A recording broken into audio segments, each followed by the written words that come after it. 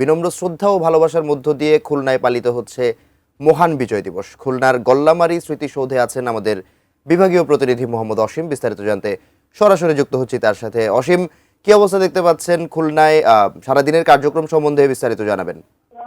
মাহাদি, ধন্যবাদ আপনাকে।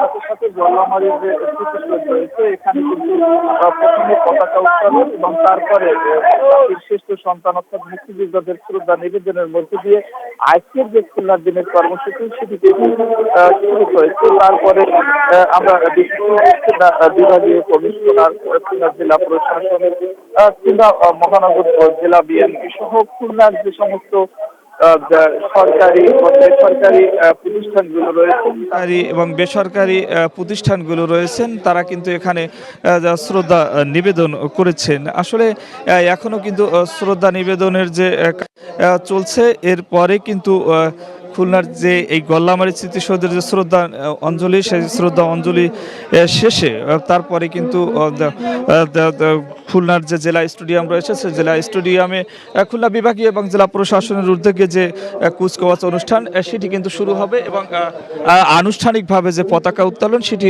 সকাল 8:30টায় খুলনার যে বিভাগীয় কমিশনার রয়েছে তিনি এটি উত্তোলন করার কথা রয়েছে। আমরা দেখেছি যে খুলনার যারা রয়েছে অর্থাৎ যে বিভিন্ন রাজনৈতিক সামাজিক সংগঠনের পাশাপাশি সাধারণ মানুষরাও কিন্তু খুলনার যে গল্লামারী স্মৃতিসৌধ রয়েছেন এখানে কিন্তু তারা শ্রদ্ধা নিবেদন করেছেন।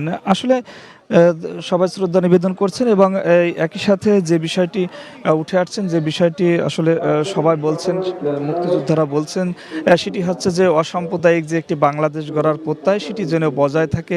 অসাম্প্রদায়িক বাংলাদেশ গড়ার জন্য সবাইকে, যে 1971 সালে হিন্দু মুসলিম ভেদাভেদ ভুলে যে সবাই যুদ্ধে ঝাঁপিয়ে পড়েছিল এবং মুক্তিযুদ্ধে অংশগ্রহণ করেছিল, আসলে সে বিষয়টি কিন্তু এখানে বলছেন সবাই কিন্তু সে বিষয়টা বলছেন যে আসলে তেমন করেই অসাম্প্রদায়িক বাংলাদেশ গড়তে সবাইকে কিন্তু কাজ করতে হবে। বিজয় দিবসের এই শপথ এবং এই কথাই কিন্তু সবাই বলছে। আমার কাছে মাহাতি আপাতত এই ছিল খুলনার গল্লামারী স্মৃতিসৌধ থেকে বিজয় দিবসের সর্বশেষ খবর।